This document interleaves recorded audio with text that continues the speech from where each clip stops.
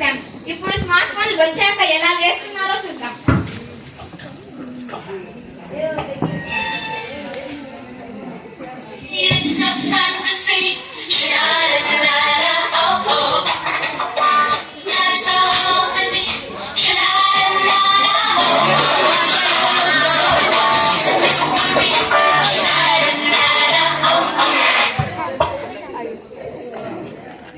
ఈలోగా కుటుంబాలు తమ ఆహారాన్ని మరియు వేట్ను ఎలా పంచుకుంటారో చూద్దాం. అదే మన్ను వన్ను వేరే అదే మక్క వాక్క వేరే మన్ను మట్టు మారదిల్లే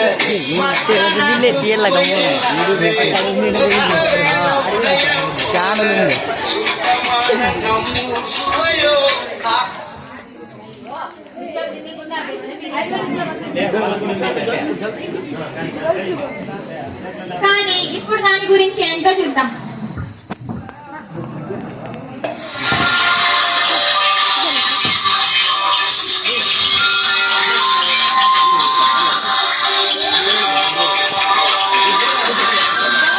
పక్కన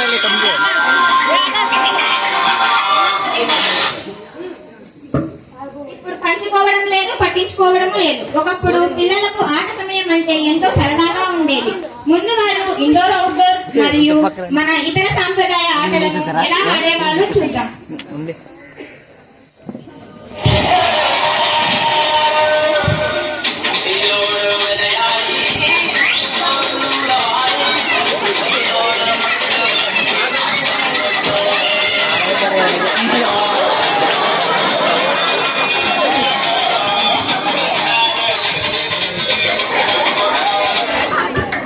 కానీ ఇప్పుడు వాళ్ళు ఫోన్లలోనే మునిగిపోయి ఎలా ఉంటారో చూద్దాం.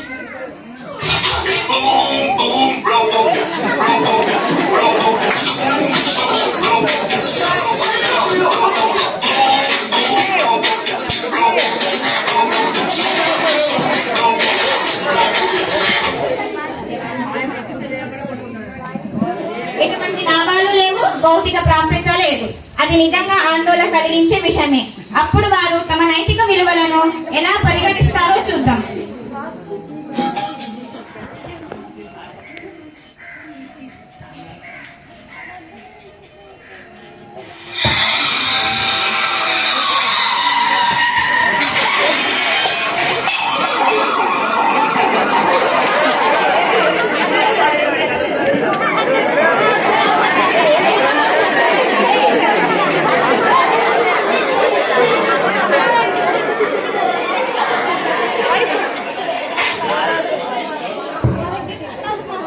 ఇప్పటి వారు ఉన్నా కూడా ఒకటే, లేకున్నా కూడా ఒకటే.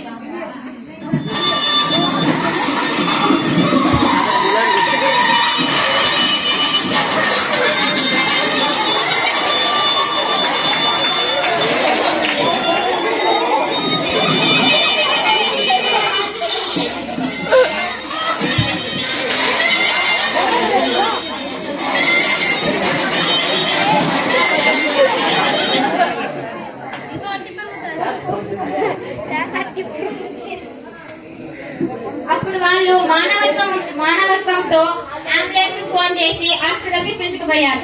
కానీ ఇప్పుడు వాళ్ళని మీరే చూస్తారు కదా, ఇప్పుడు సమాజం ఎలా ఉందో. సెల్ ఫోన్ లో సెల్ఫీలు తీసుకుంటున్నారు, వీడియోలు తీసి పబ్లిక్ కూడా పెడుతున్నారు. ఇలాంటి వారు ఉన్నా కూడా ఒకటే, లేకున్నా ఒకటే. అతిగా ఫోన్ చూడడం వల్ల వచ్చే నష్టాలను ఇప్పుడు చూద్దాం.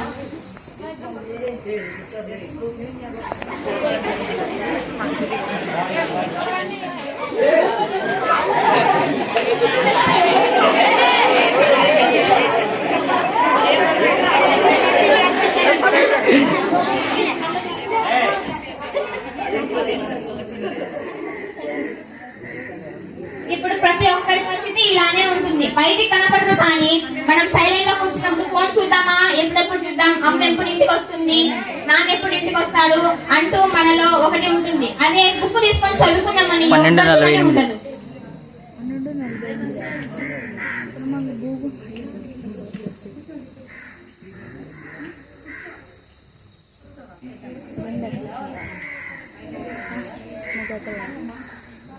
చూసి కళ్ళన్నీ ఎక్కువ మంటుతాడే ఇట్లా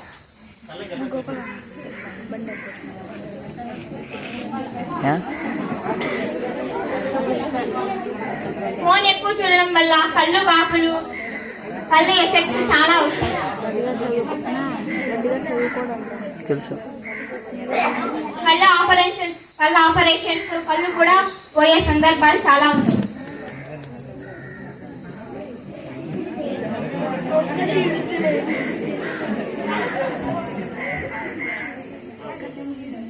ఇప్పుడు తల్లిదండ్రులు ఎలా ఉన్నారంటే పిల్లలు భోజనం చేయలేదని ఫోన్లు ఇస్తారు. కాసేపు బయటకు వెళ్ళి వాళ్ళకి ఏమన్నా పిల్లలు ఏమన్నా అడ్డం వస్తున్నారని ఫోన్లు ఇస్తారు. భోజనం చేస్తున్నప్పుడు మాకు వద్దు అంటే ఫోన్ చూసుకుంటూ తిన్నానా అని బాగా మీరే ఫోన్ ఇస్తారు. ఇంకా మేము ఎలా చెప్పండి, మీరు ఒకసారి ఫోన్ చూడకూడదు, మీ ఫోన్ వద్దు అంటే మేము చూడం కదా. మీరు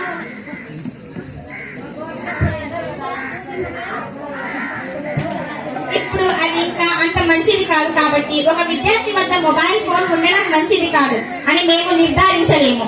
ఆ రోజుల్లో మొబైల్ ఫోన్ అంటే విద్యార్థి వద్ద ఈ రోజుల్లో మొబైల్ ఫోన్ అంటే విద్యార్థి వద్ద అన్ని ఉన్నట్లేనని అనుకుంటారు.